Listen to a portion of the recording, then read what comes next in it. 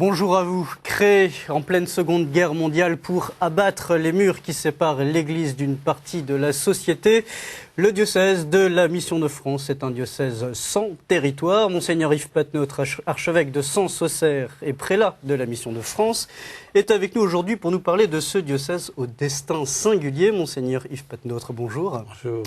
Alors, une histoire brève de ce diocèse de la Mission de France, 1941, date de fondation, une intuition, celle du cardinal Emmanuel Suard, qui alors, donc en 1941, en plein milieu de l'occupation, fonde la Mission de France.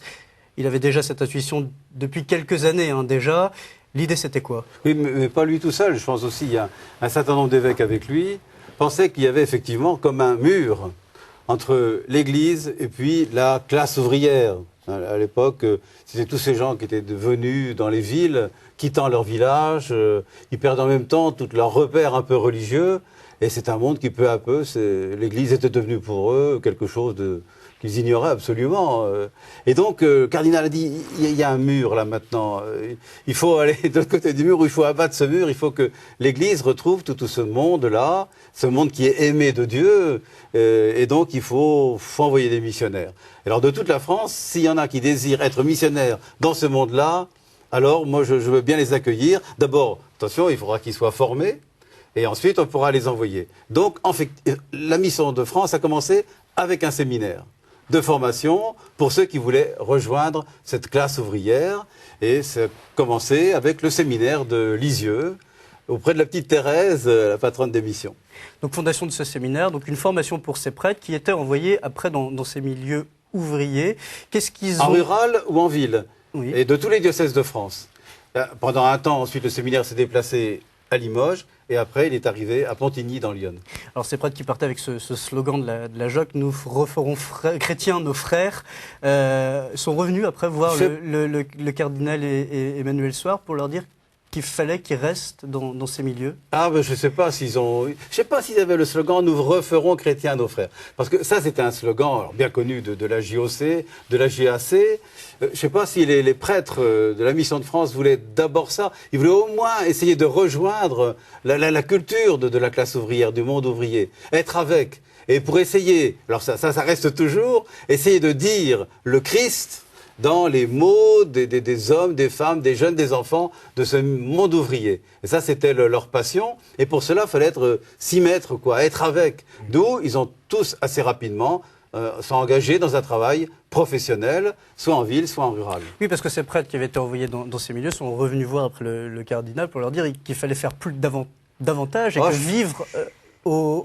avec ces personnes, c'était aussi vivre leur quotidien. Et oui, il n'était pas pour les rejoindre, il fallait être avec. Alors je ne sais pas s'ils allaient voir le cardinal, il y en a qui allaient sûrement le revoir, puisque c'était leur évêque. Il y avait aussi le père Augros, qui avait été supérieur du séminaire, qui est une personnalité qui était assez fondatrice dans la Mission de France. Le père Augros, pour les anciens, c'est vraiment quelqu'un là qui a donné le ton, si vous voulez, de ce que devait être la Mission de France. Il y a un monde qui s'est éloigné de l'Église, ou dont l'Église s'est éloignée. Il faut le retrouver. Il faut partager sa vie pour annoncer l'Évangile. Il faut prendre ses mots, son allure. Voilà. Alors, ils se sont plongés là-dedans. Et puis, ils ont vécu prêtres, comme d'autres prêtres. Et il ne faudrait pas faire d'opposition. La Mission de France n'a pas le monopole de la mission. Dans les diocèses où nous nous trouvons, pour moi, c'est à Sens-Auxerre, aussi, on essaie d'être missionnaire. Mais eux, on sentit qu'il fallait rejoindre toute une culture. Il fallait y aller. C'était d'autres mots, et donc, en s'y engageant professionnellement. Alors, il ne fallait pas que ça passe par cet engagement professionnel. Aujourd'hui, on les retrouve sur quel terrain? Alors aujourd'hui, c'est pareil. Aujourd'hui, ça continue. Alors, on ne prend pas toute l'histoire de la Mission de France. Elle a été très bien faite d'ailleurs récemment. Mais l'idée est toujours la même. Comment rejoindre tout ce monde de l'incroyance? Alors, ça existe encore, le monde ouvrier. Quelquefois, on dit, il n'y a plus de monde ouvrier. Non, le monde ouvrier existe bien, mais le monde de l'incroyance, alors là, pour le coup, il a complètement dépassé le monde ouvrier, c'est à peu près partout, si bien qu'aujourd'hui, on trouve des prêtres de la Mission de France dans tous les milieux de vie, parce qu'il s'agit là d'y témoigner Jésus-Christ. Et donc, en retrouvant la culture des différents milieux, les sensibilités, le langage, dire la foi de toujours dans les mots d'aujourd'hui. Et donc, les prêtres sont aussi dans le milieu professionnel, à plein temps, à mi-temps, et ils sont aussi dans les paroisses des diocèses où ils se trouvent. C'est pas une église à côté d'une autre église. Quand ils sont auprès de la Mission de France, ils ont un travail, mais ils participent aussi à la vie des diocèses. Et quand il y a une équipe est envoyée quelque part, il y a une lettre de mission, de l'évêque du lieu et du prélat de la Mission de France. Alors ce diocèse de la Mission de France date officiellement de 1954. Oui, 41 ça a été lancé, mais 54 tout à fait. Il y a eu la charte la constituante, disons. Sous Pie XII. Oui. Donc après, c'est succédé un certain nombre d'époques et aujourd'hui, d'abord les années 80, Oui. vous avez reçu une lettre de mission des évêques où là, vous avez eu donc, je veux dire, un vrai ordre, une vraie ordre de mission. Notification d'ordre de mission de la conférence épiscopale. Et en 2002, l'intégration, l'ouverture aux laïcs. Oui, c'est ça, exactement. Voilà, les laïcs étaient déjà présents. Il y a eu déjà, tout au début, il faut évoquer Madeleine Delbrel. À Ivry-sur-Seine, Madeleine Delbrel était là, la Mission de France est toujours présente à Ivry-sur-Seine. Et voilà, il y a ces filles-là qui sont engagées aussi. La Madeleine Delbrel, c'était en plein pays, contrée communiste. À l'époque, le communisme se marquait assez fort en opposition au catholicisme. Madeleine Delbrel, elle a présente dans cette municipalité-là, à travailler avec. Et il y a ce bon mot, quand on dit que Dieu aime tout le monde, on ne peut pas dire que Dieu aime tout le monde, sauf les communistes. Donc il y a bien cette vie avec, et cela continue. Et puis il y a eu donc d'autres engagés de laïcs dans cette mission-là, rejoindre les hommes et les femmes tels qu'ils sont, pour y partager, pour y proposer l'évangile. Et à un moment ou à un autre, vu l'importance des laïcs qui rejoignaient les prêtres qui avaient été envoyés, alors peu à peu, voilà, s'est formée cette communauté qui forme la Mission de France. Aujourd'hui, les laïcs, quel rôle ils ont par rapport aux prêtres ou aux religieux? Dès que vous voulez faire partie de la Mission de France, alors il y a un temps d'accueil, d'apprivoisement, si vous voulez, peu à peu, et à un moment ou à un autre, alors, on décide de faire partie de la Mission de France, et alors là, c'est un engagement et une reconnaissance, avec une petite cérémonie liturgique officielle. Quand vous voulez vraiment faire partie de la Mission de France, alors vous faites partie d'une équipe de la Mission de France, dans laquelle on trouve des prêtres, des diacres ou des laïcs. Et parmi ces laïcs, il y a d'ailleurs des consacrés. Et voilà, l'idée, c'est de faire une équipe. Autrement dit, dans les différents diocèses de France, vous avez des équipes de la Mission de France. C'est à peu près 61 diocèses en France où il y a des équipes de la Mission de France composées de prêtres, de diacres et de laïcs. Alors la mission des évêques en 1980, c'était décliné en 3 points. Donc il y avait être présent auprès de ceux qui sont loin de l'Église, bien entendu. Ou dans l'Église est loin, on va dire. Ou dans l'Église est loin. Oui. Une recherche d'une intelligence et d'une expression de la foi chrétienne. Oui. Très important. Et promouvoir aussi la communion ecclésiale. Oui. Aujourd'hui, concrètement, ça passe par quoi cette promotion de la communion ecclésiale à la Mission de France? Oui, l'idée, donc, vous avez rappelé les 3 points. Le troisième point, c'est d'être... Mission de France, donc avec ce souci, c'est pas une équipe d'action catholique, une équipe de Mission de France. C'est pas une équipe de révision de vie, non plus. Ce sont des gens qui vont essayer là où ils sont, dans le travail où ils se trouvent, dans les conditions de travail ou d'habitat où ils se trouvent, essayer de voir comment on peut réfléchir un peu l'évangile, ou pour le dire aujourd'hui, pas simplement dans des mots, mais aussi dans des styles, dans une allure. C'est ça la passion de la Mission de France. Vous savez, nous croyons ça, enfin les chrétiens, nous croyons que ce monde est aimé de Dieu. Moi, je crois que c'est très important. C'est-à-dire que ce monde d'aujourd'hui, tel qu'il est, il est aimé de Dieu. Dieu a tant aimé le monde qu'il a donné son Fils. Alors ça, c'est une conviction de fond. Et nous croyons que l'Esprit Saint est dans le cœur de tous les hommes, pas seulement des chrétiens, mais de tous les hommes. Alors, et pour moi, cet Esprit Saint-là, c'est le Dieu qui est amour. Et l'amour, ça se vit dans le cœur de tous les hommes. Tous les hommes, pour eux, l'important, c'est d'aimer, d'être aimé. Mais ils ne savent pas que cet amour-là a pris un visage humain en Christ. Alors comment on va essayer de les rejoindre, d'aller au creux de leur expérience, de marcher avec eux, dans leurs mots à eux, pour essayer de leur révéler en le proposant un jour ou l'autre, mais celui-là qui est au fond de ton cœur, que le plus beau qui est en toi, ça c'est divin. Vous voyez. Alors voilà, les équipes de la Mission de France vont essayer de faire que, approfondissant le mystère du Christ, on va approfondir aussi le mystère de l'homme et permettre à l'homme d'être vraiment épanoui dans sa dimension, je dirais, un peu christique, si vous voulez. On a eu des universités d'été. On va en parler. Ouais. Vous voyez, c'est centré là-dessus. Par exemple, l'exemple de la dernière université d'été, c'était Christ est ressuscité. Sous-titre, vous avez dit résurrection? Il ne suffit pas de dire Christ est ressuscité. Pour les gens d'aujourd'hui, ça signifie quoi, résurrection? C'est quoi? C'est réanimation? C'est pour plus tard? C'est déjà maintenant? Alors voilà, les équipes ont tout un travail avant l'université d'été de s'approprier ce thème et puis de le travailler ensemble. Alors pour cela, vous êtes sur différents terrains. On le sait, la Mission de France est donc en ville, auprès des familles, des divorcés, remariés, auprès de l'éducation nationale, de la justice, des jeunes. Vous avez un service jeune très performant, Oui. une mission jeune très performante, le rural, le monde de la santé, Oui, le monde. Oui. le monde en général. En général, oui. Bon, ça veut dire quoi? Ça veut dire que dans ces différentes thématiques, il y a des chrétiens qui travaillent, qui sont pour vous des référents, des interlocuteurs privilégiés? Pas privilégié, je pense que quelqu'un qui découvre la Mission de France retrouve le Concile en définitive. En fait, c'est le Concile. La grande constitution dogmatique du Concile, c'est Lumen Gentium. Lumen Gentium cum sit Christus. La lumière pour tous les hommes, c'est le Christ. Et ensuite, il y a une constitution pastorale importante aussi. C'est Gaudium et Spes. Les joies, les espoirs des hommes d'aujourd'hui, des pauvres surtout. C'est aussi ça dont les chrétiens sont partie prenante. Alors voilà, je crois que c'est mettre dans sa vie l'esprit, le souffle du Concile, si vous voulez. Vous voyez, c'est voir le monde avec la bienveillance du regard de Dieu, en se disant, mais tous ces hommes-là, ils portent il ne s'agit pas de leur apporter des richesses, de leur asséner des vérités, c'est de leur permettre de découvrir la leur, en sachant, parce que c'est notre foi de chrétien, que cette richesse intérieure, elle a un visage, c'est le Christ. Alors voilà, c'est cette idée-là dans le monde d'aujourd'hui, dans les diocèses où se trouve la Mission de France, que ce soit en France, en Algérie, en Chine, aux États-Unis, c'est de rejoindre les hommes d'aujourd'hui, sachant qu'ils sont habités par le Seigneur, pour leur proposer la bonne nouvelle dans des mots qu'ils comprennent. Et dans un style de vie qu'ils comprennent, dans une allure qu'ils comprennent. Et ça, c'est pour que l'Église soit vraiment signifiante, qu'elle soit pas insignifiante. Il suffit pas si une église est insignifiante pour tout ce monde-là, si les gens en voyant, oui, mais ça c'est des trucs d'église. Ben non, l'église elle doit dire le Christ. Si l'église dit pas le Christ, si elle se dit elle-même, c'est pas ce que le Seigneur a voulu d'elle. Elle a voulu qu'elle puisse dire la bonne nouvelle. Mais renvoyer à l'église, ça c'est pas intéressant. Mais renvoyer au Christ, c'est en ça que je suis l'église. Concrètement, quand un prêtre est médecin, agriculteur, électricien sur un bateau, ouais. etc., quelle est sa part de prêtre, quelle est sa part d'électricien, par exemple? Est-ce qu'il arrive à faire la distinction des deux? En tout cas, j'espère qu'il est un bon électricien. S'il est électricien, et puis ensuite, il est là en tant que prêtre. Je ne sais pas si à KTO vous avez rencontré Guy Pasquier, qui est un prêtre qui était embarqué.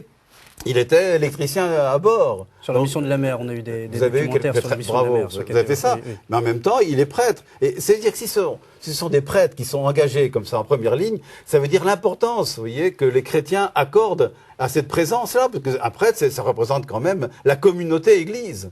Quand un prêtre est quelque part, il engage forcément la communion d'église, la communauté église. Un prêtre, c'est le pasteur. Donc c'est toujours penser que c'est la communauté église qui est engagée quand un prêtre est engagé. C'est pour ça que quand un prêtre est engagé au travail, ça signifie quelque chose d'important. C'est vraiment l'église qui s'engage dans ses forces, les représentativités, si vous voulez, les plus vives.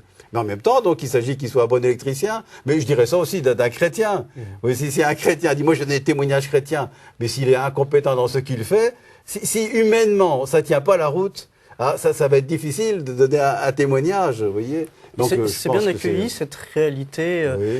Dans les milieux professionnels. Oh, je pense que tous ceux que je connais qui y sont, ils font leur travail comme d'autres le font, comme des millions de gens font leur travail. Mais parmi tous ces millions de gens-là, il y en a qui sont là porteurs d'une mission au nom du Seigneur. Quelquefois, il faut le temps de s'apprivoiser, et puis peu à peu de rencontrer, et puis quand la confiance est née, alors voilà, ça y est, là on peut commencer à partager et à dire le secret qui habite son cœur.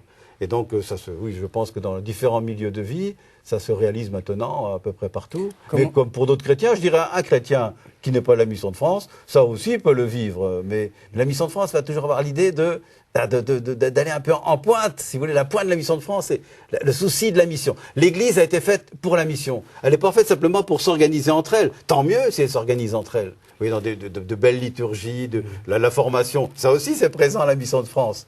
Mais l'Église n'est pas faite pour elle-même. L'Église, elle était faite pour être envoyée. Allez, je vous envoie. C'est les premières paroles de Jésus, ressuscité, juste au moment où il quitte visiblement les apôtres. Il leur dit, allez, je vous envoie. Donc la Mission de France va rappeler dans la communauté Église et envoyer par la communauté Église le souci de cette mission.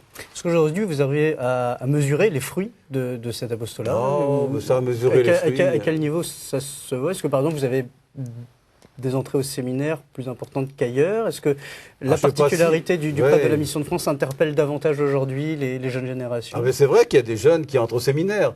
L'année dernière, j'ai ordonné 3 prêtres pour la Mission de France. Moi qui suis dans un diocèse comme Sens-Auxerre, et puis je vois d'autres confrères évêques dans leur diocèse, ils aimeraient bien avoir effectivement les jeunes. Il n'y en a pas beaucoup, mais il y en a.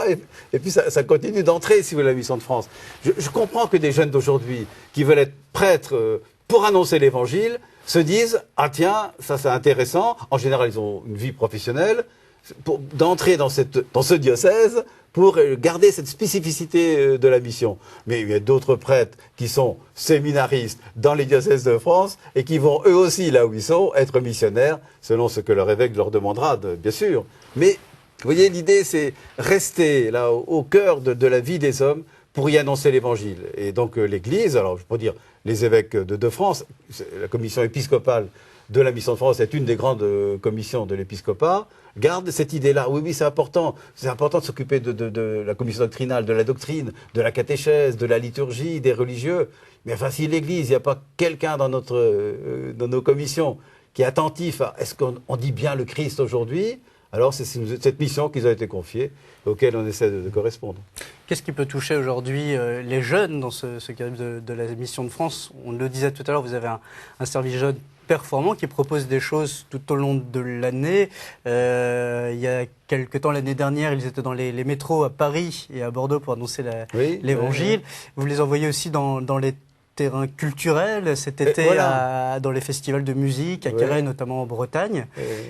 Pour les vieilles charrues en Bretagne, ce qui les attire? L'idée, vous voyez, ou bien on peut faire ça aussi. Des jeunes peuvent organiser un spectacle animé peut-être par des chrétiens, proposant le message de l'Évangile, et ça se fait, ça. Hein. Et donc, c'est des chrétiens qui veulent faire passer un message dans le chant, dans d'autres formes d'art, si vous voulez. La Mission de France, les jeunes de la Mission de France ils font un peu ça, ils vont dans le métro, ils vont proposer quelque chose. Mais aussi, ce que je trouve alors très intéressant, ils vont dire plutôt que nous proposions quelque chose de spécifique à d'autres, on va entrer, alors Festival des Vieilles Charrues, dans un festival organisé par d'autres que nous, mais nous allons y aller avec la possibilité de commencer la journée dans un temps spirituel et ensuite d'y être présent, mais au milieu des autres. Autrement dit, on n'organise pas autour de nous, mais on essaie d'être présent dans la vie du festival. Ils y sont comme volontaires et comme chrétiens. Ils vont faire volontaires. Mais sur un festival comme les Vieilles Charrues, il y a peut-être 3000 volontaires qui vont s'occuper de toute l'organisation des milliers de jeunes qui vont venir. Parmi les volontaires qui sont là, en même temps, ils participent aussi au festival, mais ils vont être là, présence de chrétiens au milieu du festival. Et ils vont ressaisir ça dans leur prière. En général, il y a bien sûr un accompagnement spirituel. Et voilà, ils sont là au milieu mais en même temps avec ce souci d'essayer d'y être témoin du Christ, quoi. Alors ces jeunes sont formés, hein. Il y a une école la mission à la Mission de France. Comment ils sont missionnaires dans ces événements-là? Comment est-ce qu'ils sont missionnaires dans le métro, concrètement? Ils le sont par leur allure, par leur style de vie chrétien. Autrement dit, c'est pas en faisant des prêchas, j'allais dire, mais c'est en faisant des propositions qui sont habitées quand même par une présence. Au moment de Noël, c'est clair, ils vont par exemple, en dehors de musiciens, ils vont proposer dans le métro des draps blancs, si vous voulez, sur lesquels les gens qui passent pourront écrire un mot, un message, un prénom. Ils vont essayer de faire que, par leur présence même, ils vont être catalyseurs, si vous voulez, d'une possibilité pour les autres d'exprimer un peu de l'intérieur de ce qu'ils vivent. Et nous croyons, les chrétiens croient que dans cet intérieur-là, il y a une présence, c'est l'Esprit Saint. L'amour de Dieu a été répandu en vos cœurs par l'Esprit Saint qui vous a été donné. Donc ils sont catalyseurs d'une expression possible. Et non seulement une expression, mais en même temps une proposition pour faire un bout de chemin avec. Mais ça, c'est du domaine de l'impondérable. C'est sûr que j'aimais bien, quand j'étais tout jeune séminariste, j'avais une parole qui m'avait bien touché. Tu tireras la cloche, tu n'entendras rien, mais il est probable qu'elle sonne quelque part. Voilà, c'est ça. Le Seigneur disait, il y a autre est celui qui sème, autre celui qui récolte. Et voilà, c'est l'idée, c'est d'être témoin, mais surtout en essayant de rejoindre l'expérience des hommes, des femmes ou des jeunes d'aujourd'hui. Ils sont pris par l'idée, les jeunes aiment bien un festival. Bon, ça ne veut pas dire, ouais, c'est festival, c'est nul, c'est ceci, c'est cela. Bon, non, ça existe. Ça existe. Ces jeunes-là sont aimés du Seigneur. Eh bien, il faut y aller. et puis essayer d'être témoin de cet amour du Seigneur. Voilà, c'est tout. C'est tout et c'est tout. Alors, Monseigneur Patenôtre, entre 1941 et aujourd'hui, la situation et le visage de l'Église aussi en France a changé. Les paroisses, le nombre de paroisses se sont réduits, les vocations aussi, la pratique religieuse aussi.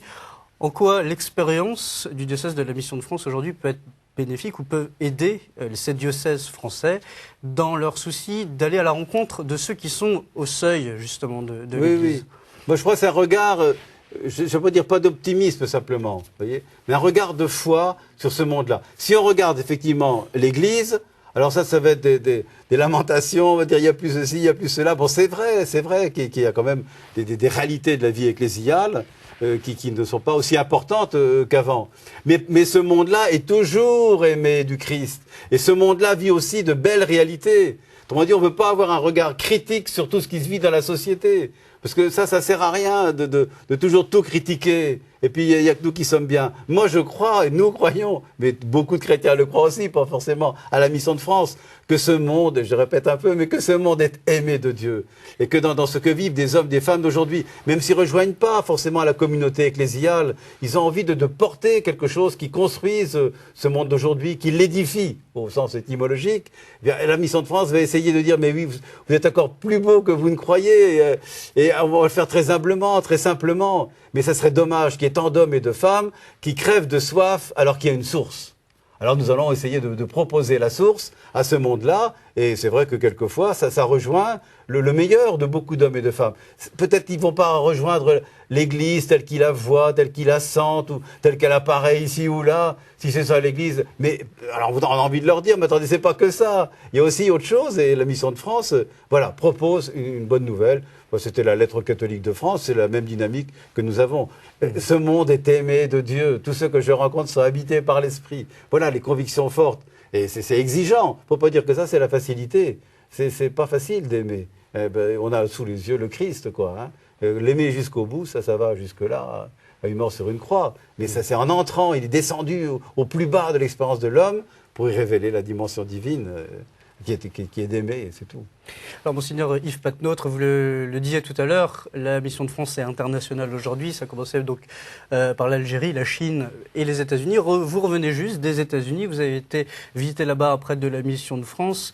Quel est son rôle sur place? Je crois que c'était auprès des prisonniers. Tout à fait. Son expérience aujourd'hui vous interpelle particulièrement? Ah oui, voilà. C'est près de la Mission de France. Donc, elle était dans le Bronx. Et un jour, il était interpellé, alors qu'il était déjà prêtre là-bas aux États-Unis, par quelqu'un lui a demandé, mais est-ce que tu ne pourrais pas me remplacer à la prison, à la grande prison de Rikers Island, au nord, à côté du Bronx bon.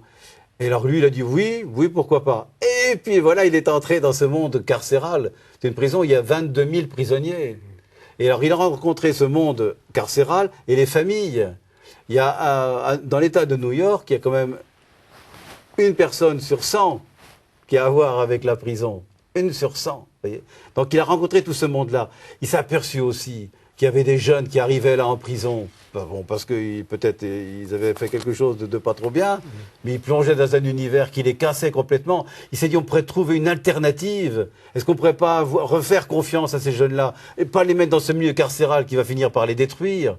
Une alternative d'une sorte de foyer, on pourrait faire comme une famille où ils pourraient être là, accompagnés, bien sûr, tout à fait en lien avec la direction de la prison, mais une alternative à la prison. Et puis l'idée a été possible, et avec des sœurs, des petites sœurs de l'Évangile, ils ont réussi à créer cette communauté, j'allais dire cette famille, où je me suis rendu avec Dominique Fontaine, qui est vicaire général à la Mission de France.